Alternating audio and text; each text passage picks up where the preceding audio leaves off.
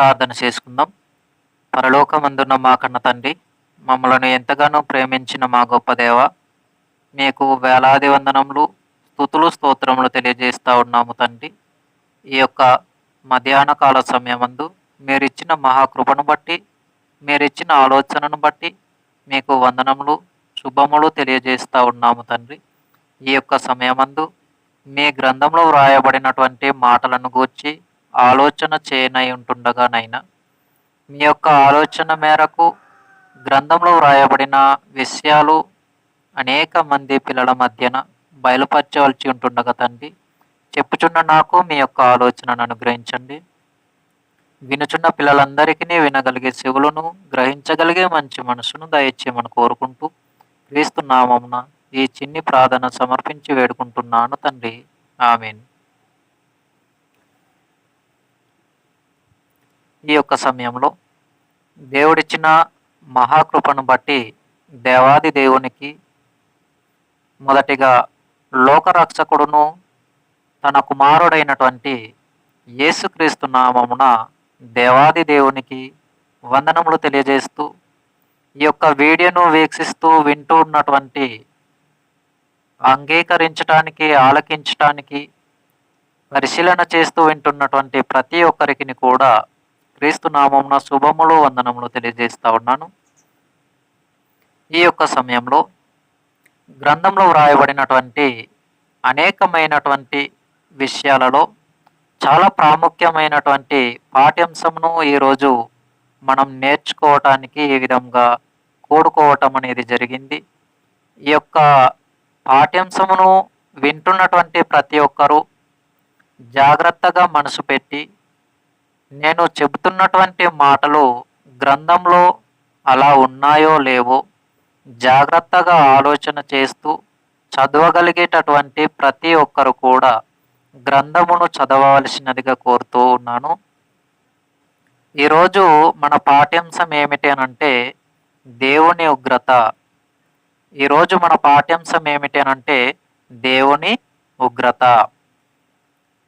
దేవుని ఉగ్రత. ఎందుకు ఈ పాఠ్యాంశమును ఈ రోజు తీసుకురావటానికి గల కారణాలు అని అంటే, చాలా భయంకరమైనటువంటి వాతావరణము, భయంకరమైనటువంటి పెనుగాలులు, విపరీతమైనటువంటి గాలి. దీనికి, ఈ వాతావరణానికి ఏమని పేరు పెట్టారు అనంటే మొంత తుఫాను. ఏమని పేరు పెట్టారు అనంటే మొంత తుఫాను అని పేరు పెట్టడం జరిగింది. రైట్.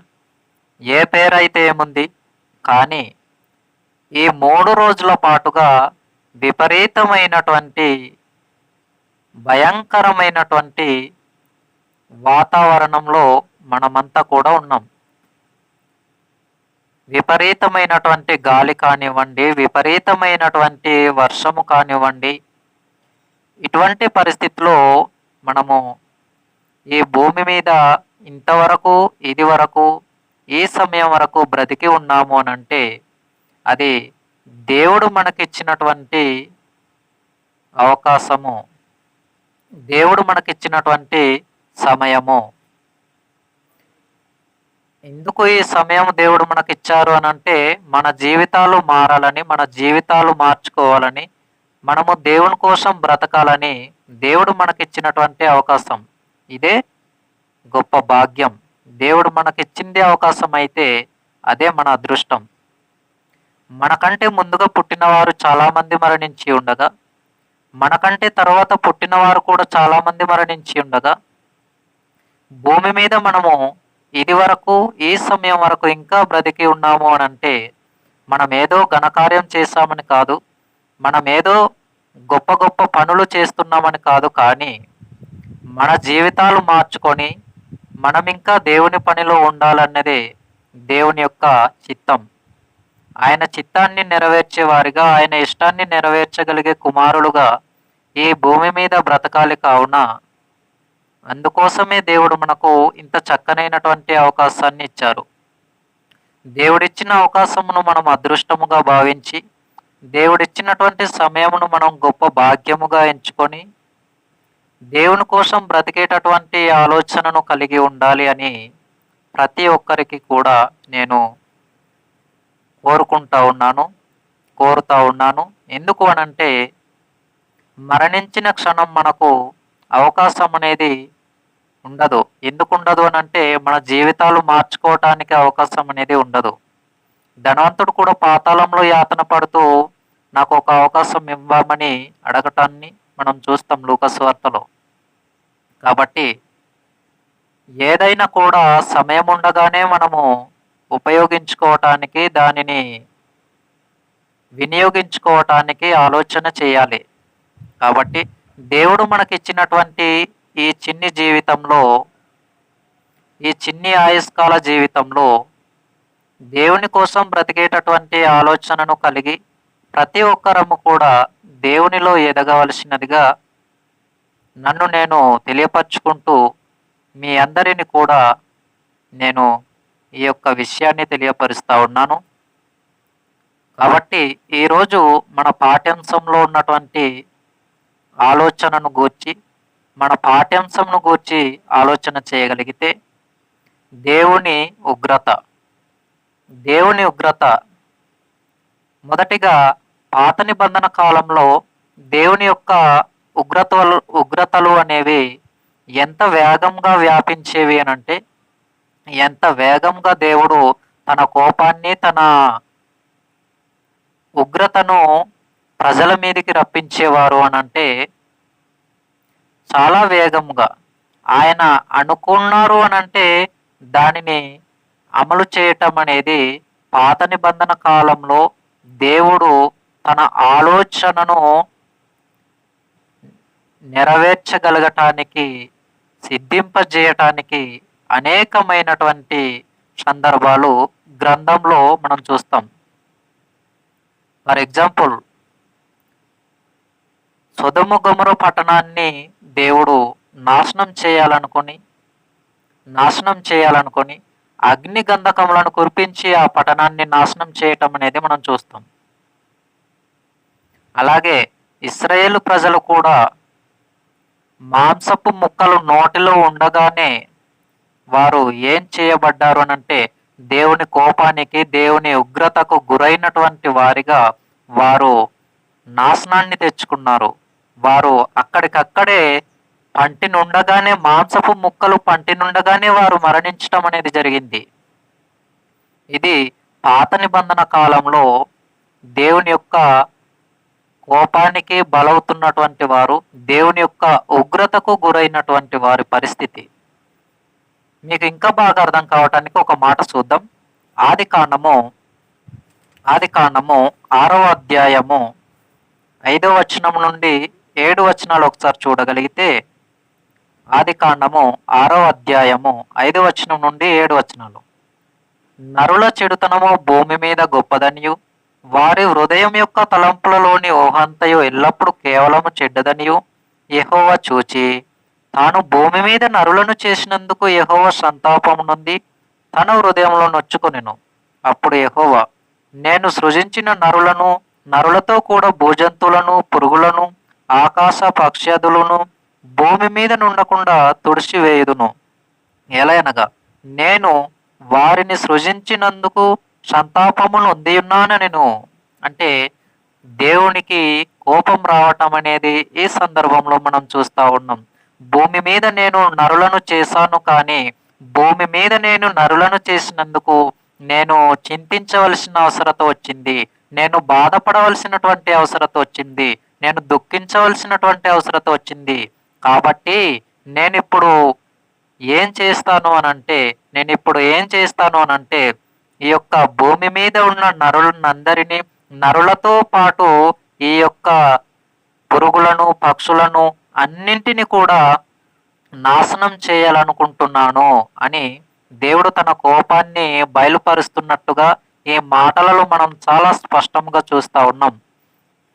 కాబట్టి ఇక్కడ మనం ఆలోచన చేయగలిగినప్పుడు నోవా గారు మాత్రమే యథార్థవంతుడుగా, నోవా గారు మాత్రమే నీతిమంతుడుగా దేవుని దృష్టికి అనుకూలమైనటువంటి జీవితాన్ని కలిగి బ్రతుకుతూ ఉన్నటువంటి వ్యక్తిగా నోవహు గారు దేవునికి కనిపిస్తారండి. అతనిని బట్టి తనతో పాటుగా నోవహు గారితో పాటుగా 7 రక్షింపబడతారు. అంటే మొత్తం తన కుటుంబకులు 8 మంది రక్షణలో ఉన్నట్టుగా మనం చూస్తాం. దేవుని యొక్క కోపం ప్రబలం అవటం వలన అనేక మంది నశించిపోవటం అనేది, జల ప్రళయంలో కొట్టుకొని పోవటం అనేది మనం చూస్తాం. దేవుని కోపం ఎంత వేగంగా ఆ యొక్క జనాల మీదకి, ఆ యొక్క పక్షాదుల మీదకి, ఆ యొక్క ప్రకృతి మీదకి వచ్చింది అని అంటే ప్రకృతిని నాశనం చేసింది. ఎలా? జలము, నీరు, ప్రకృతే. ఆ యొక్క ప్రకృతి అనేకమైనటువంటి జీవరాశులను, జంతువులను, పక్షులను, మానవులను కూడా ఏం చేసింది అని అంటే నీటిలో ముంచివేసింది. అంటే భయంకరమైనటువంటి పరిస్థితి అండి. భయంకరమైనటువంటి పరిస్థితి. దేవునికి కోపం వస్తే ఎలా ఉంటుందో మనం ఒకసారి మరికొన్ని వచనాలను చూస్తూ వాక్య సందేశాన్ని ముందుకు కొనసాగించుకుందాం. 7వ అధ్యాయం ఆదికాండం 11, 12 వచనాల్లో మనం చూడగలిగితే, ఆదికాండం 7వ అధ్యాయము 11, 12 వచనాలు. నోవహు వయస్సు యొక్క 600 సంవత్సరము 2వ నెల 17వ దినమున మహాగాధ జలముల ఊటలన్నీయు ఆ దినమందే విడబడెను, ఆకాశపు తూములు విప్పబడెను. తర్వాత 12వ వచనం. 40 పగళ్ళు 40 రాత్రులు ప్రచండ వర్షం భూమి మీద కురిసెను. ఎన్ని రోజులు? ప్రచండ వర్షం ఎన్ని రోజులు కురిసింది? 40 రాత్రులు 40 పగళ్ళు. ఎలాంటి వర్షం కురిసింది అని అంటే ప్రచండ వర్షము. ప్రచండ వర్షం ఎందుకు కురిసింది? ప్రచండ వర్షం ఎందుకు కురిసింది అని అంటే దేవుడు తన కోపాన్ని వర్షము రూపంలో, ఈ యొక్క పరిస్థితిని బట్టి, అక్కడ ఉన్నటువంటి సందర్భాన్ని బట్టి దేవుడు తన కోపాన్ని వర్షం రూపంలో కురిపించడం అనేది జరిగింది. దేవుడు తన కోపాన్ని వర్షానికి ఆజ్ఞాపించినప్పుడు ఆజ్ఞను ఈ యొక్క వర్షం ఏం చేస్తుంది అని అంటే నెరవేరుస్తా ఉంది. యెహెజ్కేలు గ్రంథంలో మనం ఒక మాటను చూద్దాం. యెహెజ్కేలు గ్రంథంలో మనం ఒక మాటను చూడగలిగినప్పుడు, యెహెజ్కేలు గ్రంథము 13వ అధ్యాయము, యెహెజ్కేలు గ్రంథం 13వ అధ్యాయము 13వ వచనంలో, అందుకు ప్రభువైన యెహోవా సెలవిచ్చినదేమనగా, నేను రౌద్రము తెచ్చుకొని తుఫాను చేత దానిని పడగొట్టుదును, నా కోపమును బట్టి వర్షము ప్రవాహముగా కురియును, నా రౌద్రమును బట్టి గొప్ప వడగండ్లు పడి దానిని లయపరచును అన్నాడు. అంటే దేవుడు తన కోపాన్ని ఎలా బయలుపరుస్తారు అని అంటే మహావర్షముగా కురిపిస్తున్నారు. తన రౌద్రమును బట్టి ఆయన ఏం చేస్తున్నారంటే కోపాన్ని బయలుపరుస్తూ ఉన్నారు. దేవుడు తన కోపాన్ని బయలుపరుస్తున్నారనంటే మనం అర్థం చేసుకోగలగాలి. పాత నిబంధన కాలంలో దేవుడు తన కోపాన్ని వెంటనే అమలుపరిచేవారు, వెంటనే జారీ చేసేవారు. ఇది మనకు బాగా అర్థం కావటానికి. కాబట్టి ఇంకా మనము ఆలోచన చేయగలిగినప్పుడు దేవుడు తన యొక్క కోపాన్ని, తనకున్నటువంటి ఆలోచనను ఏ విధంగా బయలుపరుస్తున్నారో, ఏ విధంగా ఈ యొక్క భూమి మీద ఉన్నటువంటి ప్రజల వైపు కానీ, ప్రకృతి వైపు కానీ ఆయన రప్పిస్తున్నారో మనము ఆలోచన చేయగలుగుతూ ఉన్నప్పుడు అనేకమైనటువంటి విషయాలు పాత నిబంధన కాలంలో గ్రంథంలో ఉన్నటువంటి విషయాలను మనం చూడగలం. మరొక మాటను చూద్దాం. యెషయా గ్రంథము 29వ అధ్యాయంలో, యెషయా గ్రంథం 29వ అధ్యాయము 6వ వచనంలో మనం ఒక మాటను చూడగలిగినప్పుడు, యెషయా గ్రంథము 29వ అధ్యాయము 6వ వచనంలో మనం ఒక మాట చూద్దాం. ఉరుముతోనూ భూకంపంతోనూ మహాశబ్దముతోనూ సుడుగాలి తుఫానులతోనూ దహించు అగ్నిజ్వాలలతోనూ సైన్యములకు అధిపతియగు యెహోవా దాన్ని శిక్షించును. ఉరుముతోనూ భూకంపంతోనూ మహాశబ్దముతోనూ సుడుగాలి తుఫానులతోనూ, చూసారా, సుడుగాలి తుఫానులతోనూ దహించి వేయగలిగేటటువంటి కోపాన్ని కలిగి ఉన్నటువంటి వారు దేవాది దేవుడు. ఎప్పుడు అనంటే ఇదంతా కూడా పాత నిబంధన కాలంలో ఎక్కువగా జరుగుతూ ఉన్నటువంటి సందర్భం. పాత నిబంధన కాలంలో ఇదంతా కూడా జరుగుతున్నటువంటి సందర్భం. దీనిని మనం ఆలోచన చేస్తున్నప్పుడు దేవుని కోపం అనేది ఎంత ప్రబలమవుతుందో, దేవుని కోపం అనేది ఎంత భయంకరమైనటువంటి పరిస్థితిలో ఉందో, దేవుని మనసు ఎంత ఆవేదనకు గురైందో మనం ఆలోచన చేయాలి. దేవుడు తన హృదయంలో నొచ్చుకోవటం వలన, తన మనసులో తాను బాధపడటం వలన, నేను ఈ నరులను చేశాను కానీ ఈ నరులు నా పనిలో ఉండటం లేదు, నేను చెప్పిన పని కార్యక్రమాన్ని నెరవేర్చటం లేదు, నా ఇష్టాన్ని నెరవేర్చని కుమారులుగా బ్రతుకుతున్నారు, కాబట్టి వీరు భూమి మీద ఉండటం వేస్ట్, కాబట్టి వీరు భూమి మీద ఉండకూడదు అన్న ఆలోచనను కలిగినటువంటి దేవాది దేవుడు ఏం చేస్తున్నారు అనంటే, వర్షానికి ఆజ్ఞాపించగానే, గాలికి ఆజ్ఞాపించగానే అవన్నీ కూడా దేవుడు చెప్పిన మాట ప్రకారంగానే ఈ యొక్క భూమి మీదకు వచ్చి దేవుని యొక్క కోపాన్ని ప్రకృతి నెరవేరుస్తున్నట్టుగా గ్రంథంలో మనం చూస్తున్నాం. కాబట్టి ఇది మనము ఇంతవరకు చూసాం. ఇంకా మరికొన్ని వచనాలు మనం చూడగలిగితే, సముద్రము కూడా ఏ విధంగా అనేక మందిని ముంచేస్తుందో, సముద్రము కూడా ఏ విధంగా అనేక మందిని అలలతో పాటుగా సముద్రంలో కలిపేసుకుంటూ వెళ్ళిపోతుందో, ఎంతమంది జీవితాలను నాశనం చేయగలుగుతుందో కూడా మనం ఒకసారి గ్రంథంలో చూడగలిగితే గనుక, గ్రంథంలో అనేకమైనటువంటి విషయాలే మనకు కనిపిస్తూ ఉంటాయి. ఇర్మియా గ్రంథంలో ఒక మాట చూద్దాం. 5వ అధ్యాయము, ఇర్మియా గ్రంథము 5వ అధ్యాయము 22వ వచనంలో ఒక మాట చూద్దాం. ఇర్మియా గ్రంథము 5వ అధ్యాయము 22వ వచనం.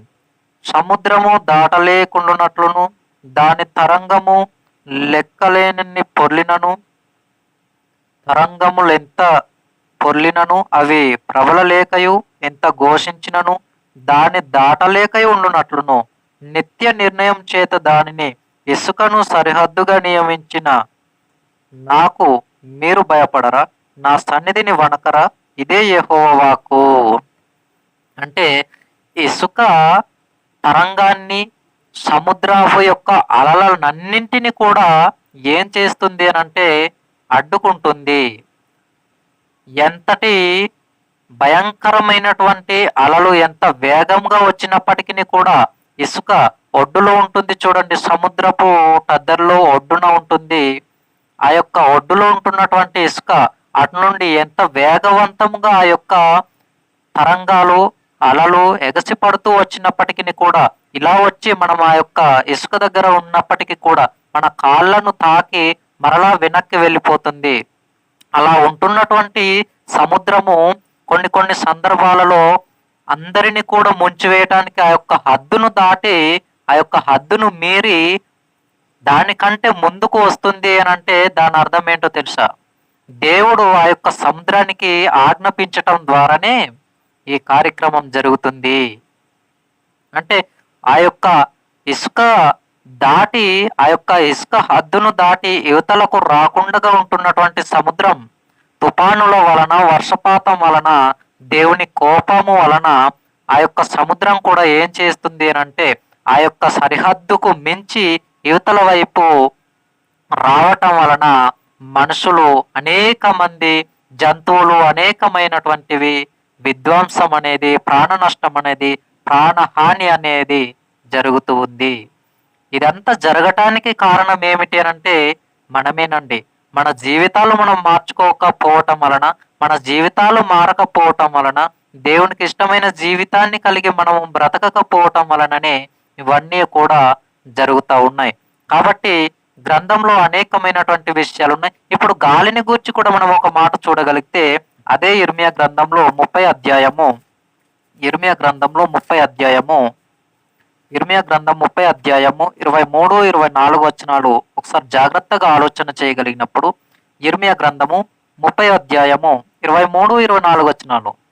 ఇదిగో యెహోవా మహోగ్రతయను పెనుగాలి బయలుదేరుచున్నది, అది గిరగిర తిరుగు చుడిగాలి, అది దుష్టుల మీద పెళ్ళున దిగును, తన కార్యము ముగించు వరకు, తన హృదయ ఆలోచనలను నెరవేర్చు వరకు యెహోవా కోపాగ్ని చల్లారదు. అంత్య దినములలో మీరే సంగతిని గ్రహింతురు.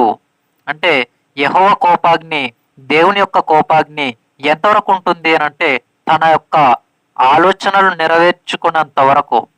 చూద్దాం మరలా ఏమంటున్నాడు 34వ వచనంలో, తన కార్యము ముగించు వరకు, తన హృదయ ఆలోచనలను నెరవేరు వరకు. ఎంతవరకు? కార్యం ముగించిపోవాలి, ఆలోచనలు నెరవేరాలి. నెరవేరు వరకు యెహోవా కోపాగ్ని చల్లారదు. అంటే యెహోవాకు కోపాన్ని రప్పించేది ఎవరు అని మనం బాగా ఆలోచన చేసినప్పుడు, మనం చేస్తున్నటువంటి పనులు కానివ్వండి, మన యొక్క ఆలోచనలు దేవునికి ఇష్టం లేని ఆలోచనలు కానివ్వండి, ఇవన్నీ కూడా దేవునిని ఆవేదనకు గురి చేస్తూ ఉన్నప్పుడు ఆ ఆవేదనలో నుండి వస్తున్నటువంటిదే కోపం. ఆ ఆవేదనలో నుండి, ఆ బాధలో నుండి వస్తున్నటువంటిదే దేవుని కోపం. ఆ కోపాన్ని బట్టి పాత నిబంధన కాలంలో ఎక్కువగా దేవుడు తన కోపాన్ని వెంటనే అమలుపరచటం అనేది చూస్తూ ఉన్నాం. వెంటనే జారీ చేయటం అనేది మనం చూస్తూ ఉన్నాం. వెంటనే ఆ యొక్క కోపాన్ని దేవుడు బయలుపరుస్తూ ఉన్నట్టుగా మనం చూస్తూ ఉన్నాం. కాబట్టి ఇవన్నీ కూడా మనకు మన చెవులకు వినబడుతున్నప్పుడు, కళ్ళతో మనం ఈ యొక్క గ్రంథంలో వ్రాయబడిన మాటలు చదువుచూ ఉన్నప్పుడు, కంటితో చూసి కళ్ళతో చూసి చదువుచున్నప్పుడు మనకేమని అర్థమవుతుంది అని అంటే దేవుడు ఎంత గొప్పవాడో మనకు అర్థమవుతుంది. ఆయన ఆజ్ఞాపించగానే అవి నెరవేర్చటానికి సిద్ధంగా ఉన్నాయంటే దేవుడు ఎంత గొప్పవారో మనకు అర్థం కావాలి. మరొక మాట చూద్దాం. కీర్తనల గ్రంథం 148వ అధ్యాయము. కీర్తనల గ్రంథం 148వ అధ్యాయము 148వ అధ్యాయము 8వ వచనంలో ఒక మాట చూద్దాం.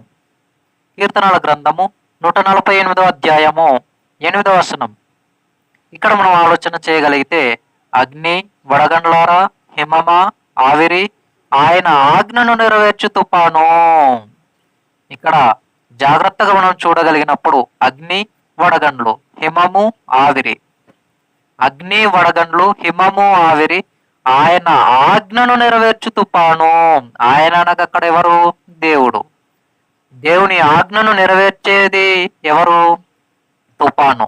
అంటే దేవుడు దేనికైతే నా ఆజ్ఞను నెరవేర్చు అని అంటారో అవి తప్పకుండా దేవుడు చెప్పినటువంటి ఆజ్ఞను నెరవేర్చటానికి సిద్ధంగా ఉన్నాయి. ఫర్ ఎగ్జాంపుల్, పాత నిబంధన కాలంలో ఏలియను పోషించటానికి దేవుడు కాకోలము చేత రొట్టెను, ద్రాక్షారసమును, రొట్టెను తీసుకువెళ్ళటానికి కాకి ఆజ్ఞాపించినప్పుడు ఆ కాకి ఏం చేసింది అని అంటే రొట్టెను తీసుకువెళ్ళటం అనేది జరిగింది. ఉదయము సాయంత్రము ఏలియా గారికి ఆహారంగా తీసుకువెళ్ళటానికి దేవుడు కాకి ఆజ్ఞ ఇచ్చినప్పుడు కాకి దేవుడు చెప్పిన మాట ప్రకారంగా చేసిందండి. ఏలియా గారు ఎవరు అని అంటే దేవుని సేవకుడు. దేవుని సేవకునిగా ఉన్నటువంటి ఏలియా గారి కోసం దేవుడు కాకి ద్వారా ఏలియా గారిని ఆహారాన్ని పంపించినప్పుడు ఏలియా గారు పోషింపబడ్డారు. అంటే ప్రకృతిలో ఉన్నటువంటి ఈ భూమి మీద ఉన్నటువంటి కాకి కూడా దేవుని యొక్క మాట వింటుంది. మరి మానవులుగా ఉన్న మనం ఎందుకు వినటం లేదు?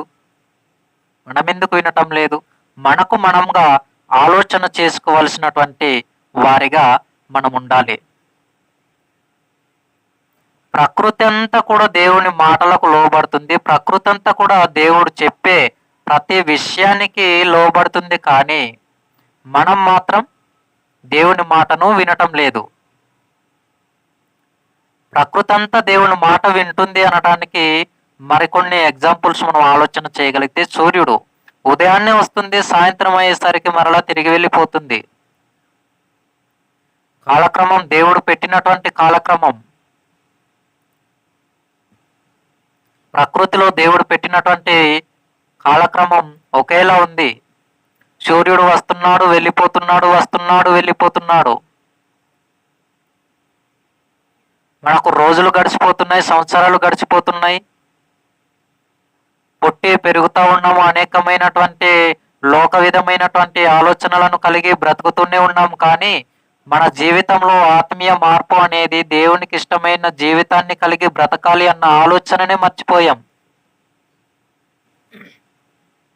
పాత నిబంధన కాలంలో ఉన్నటువంటి దేవుని కోపం గనుక ఈ యొక్క నూతన నిబంధనలో క్రొత్త నిబంధన కాలంలో కృపాకాలంలో ఉన్నటువంటి మనకు కూడా ఆనాటి కాలంలో పాత నిబంధన కాలంలో దేవుడు అప్లై చేసినటువంటి కోపాన్ని, ఆనాడు బయలుపరిచినటువంటి అదే కోపాన్ని ఇప్పుడున్నటువంటి క్రొత్త నిబంధన కాలంలో ఉంటున్న మనకు కూడా దేవుడు అదే కోపాన్ని కనుక చూపించగలిగితే, అదే కోపాన్ని కనుక బయలుపరచగలిగితే ఈ రోజుకి మనం ఈ విధంగా ఉండేవారమే కాము.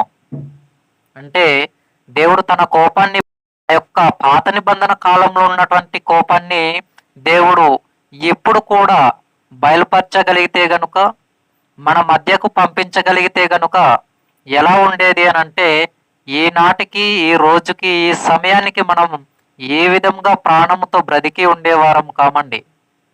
ఎందుకు బ్రతికి ఉండేవారం కాము అని అంటే, పాత నిబంధన కాలంలోనే చాలా మంది దేవుని ఉగ్రతకు, దేవుని కోపానికి బలి అయిపోయినటువంటి వారు ఎందరో ఉన్నారు. కానీ దేవుడు ఇప్పుడు ఆ కోపాన్ని వెంటనే జారీ చేయకుండగా, వెంటనే అమలు చేయకుండగా, ఎంత పాపం చేస్తున్నా, ఎంత తప్పులు చేస్తున్నా, దేవునికి ఇష్టం లేని కార్యక్రమాలను ఎన్ని కొనసాగిస్తూనే బ్రతుకుతూ ఉన్నా, సంఘంలో ఉండి కూడా సమాజంలో ఉన్నటువంటి వారిలాగానే, సంఘంలో ఉండి కూడా అన్యజనులైనటువంటి వారికి లాగానే, సంఘంలో ఉండి కూడా దేవుని తెలుసుకున్నటువంటి కుమారులుగానే బ్రతుకుతూ ఉన్నా సరే, దేవుడు ఇంకా ఎందుకు పాత నిబంధన కాలంలో ఉన్నటువంటి విధంగా తన కోపాన్ని బయలుపరచటం లేదు అని మనం ఆలోచన చేసినప్పుడు, ఎందుకు అనంటే మన జీవితాలు మారాలని, మన జీవితాలలో మనము మార్పును సంపాదించుకోవాలని. ఒకసారి ఆ మాట చూద్దాం. పేతురు గారు రాసినటువంటి రెండో పత్రిక, పేతురు గారు రాసినటువంటి రెండో పత్రిక 3వ అధ్యాయము, పేతురు గారు రాసినటువంటి రెండో పత్రిక 3వ అధ్యాయము 9వ వచనం. పేతురు గారు రాసినటువంటి రెండో పత్రిక 3వ అధ్యాయము 9వ వచనం. కొందరు ఆలస్యమని ఎంచుకున్నట్లు ప్రభువు తన వాగ్దానమును గూర్చి ఆలస్యము చేయవాడు కాడు గాని, ఎవరునూ నశింపవలనని హెచ్చింపక అందరూ మారు మనసు పొందవలనని కోరుచు మీ ఎడల దీర్ఘశాంతము గలవాడై ఉన్నాడు. ఎందుకు ఎందుకు అందరూ నశించాలని కాదు, అందరూ మారు మనసు పొందవాలనని దేవుడు మన అందరి ఎడల దేనిని కలిగి ఉన్నారు అనంటే దీర్ఘశాంతమును కలిగి ఉన్నారు. ఆయన దీర్ఘశాంతమే అనగా దేవుని యొక్క దీర్ఘశాంతమే నేడు మనం ఈ విధంగా ఉండటానికి కారణమైంది. ఒకవేళ పాత నిబంధన కాలంలో ఉన్నటువంటి ఆలోచనను కలిగి ఏ రోజున కూడా దేవుడు తన యొక్క కోపాన్ని చూపించగలిగితే మన పరిస్థితి ఎలా ఉండేది? అక్కడక్కడ వస్తున్నాయి, కరువులు వస్తున్నాయి, అక్కడక్కడ చిన్న చిన్న విపత్తులు వస్తున్నాయి, కానీ అంతం మాత్రం ఒకేసారిగా రావటానికి దేవుడు తన ఆలోచనలో పెట్టుకోలేదు. ఇప్పుడున్నటువంటి పరిస్థితులను బట్టి మనం మారాలని చెప్పేసి ఆయన మనకు సమయాన్ని ఇచ్చారు, ఆయన మనకు అవకాశంను ఇచ్చారు. ఆయన ఇచ్చిన ఈ అవకాశాన్ని మనము ఉపయోగించుకోగలిగితేనే, ఆయన ఇచ్చిన ఈ సమయాన్ని మనము సద్వినియోగపరచుకోగలిగితేనే మనము పరలోకానికి వెళ్ళటానికి అవకాశం అనేది ఉంది. కానీ లేదు, నా జీవితాన్ని ఎలా బ్రతికినా పర్వాలేదు, నేను తప్పకుండా పరలోకానికి వెళతాను అన్న అజ్ఞానపు ఆలోచన కలిగి ఉండగలిగితే మాత్రం తప్పకుండా మనం మరణించిన తర్వాత ఆత్మ అనేది నరకానికి వెళ్ళే ప్రమాదం అయితే 100% ఉంది. కాబట్టి మన జీవితాలలో మనం మార్పును సంపాదించుకోవాలి. ఎప్పటికీ ఎక్కడ వేసిన గొంగలి అక్కడే ఉన్నట్టుగా కాకుండా, వింటున్నటువంటి మనము వాక్య ప్రకారంగా ప్రవర్తించే వారిగా ఉండాలి. వాక్యాన్ని చదువుచున్నటువంటి మనము వాక్యాన్ని వెంబడించే వారిగా ఉండాలి. ఇది గ్రంథం మనకు నేర్పిస్తున్నటువంటి చాలా ప్రాముఖ్యమైనటువంటి విషయం. మనం ఎలా మారాలో కూడా చెప్తుంది గ్రంథం. రోమపత్రికలో మనం చూడగలిగితే గ్రంథం ఏ విధంగా తెలియపరుస్తుంది అనంటే, రోమపత్రిక 12వ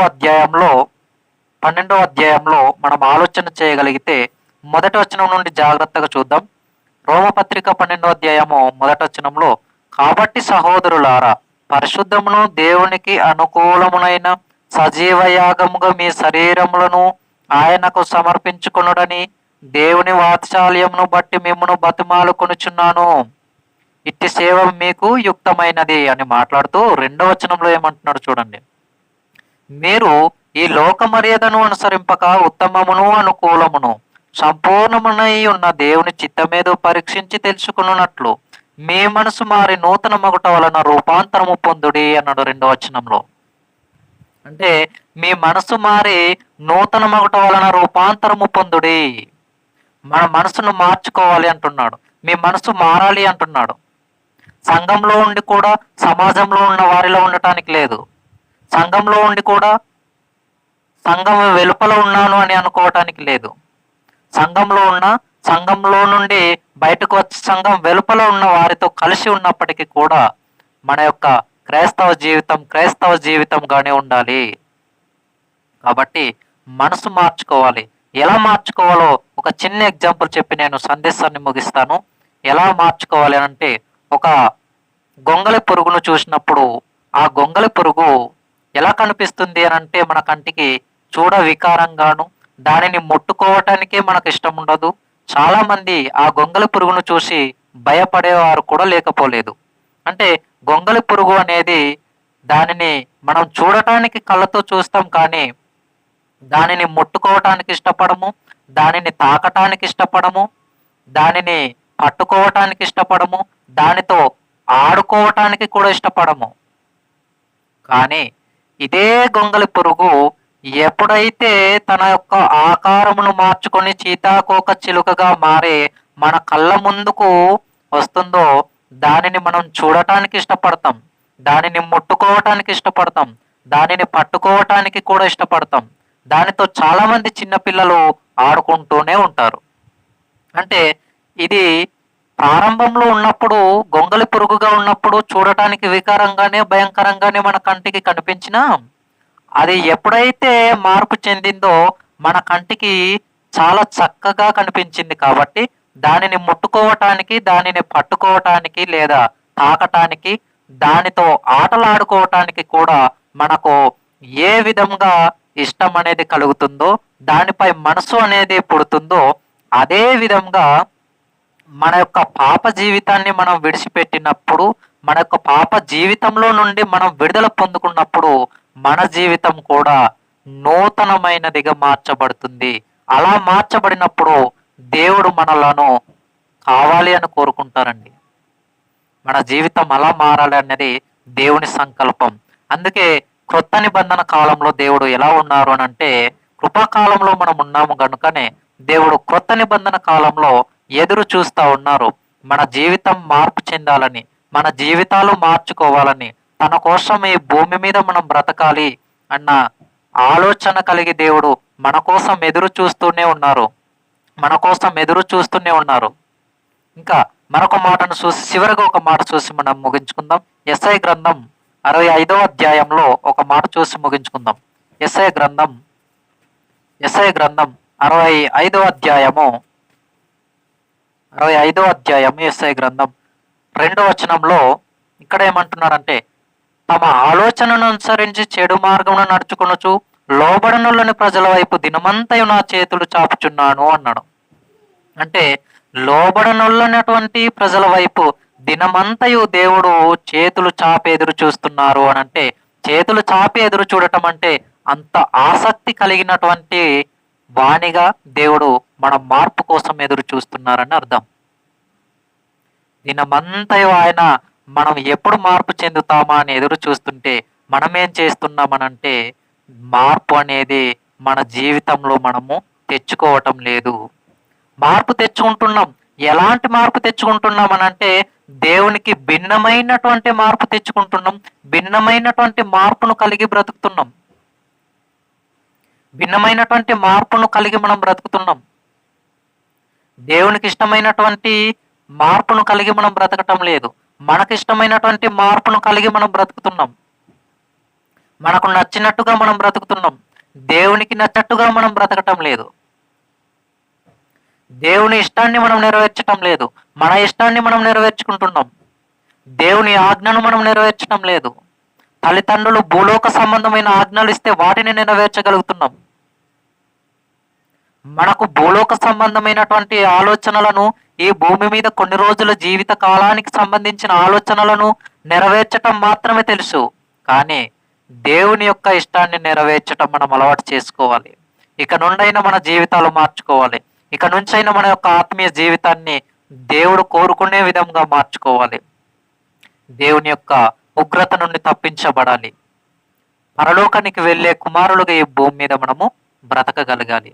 ఇది దేవుడు మనకు హెచ్చరిస్తున్నటువంటి చాలా ప్రాముఖ్యమైనటువంటి విషయం. చాలా ప్రాముఖ్యమైనటువంటి విషయం.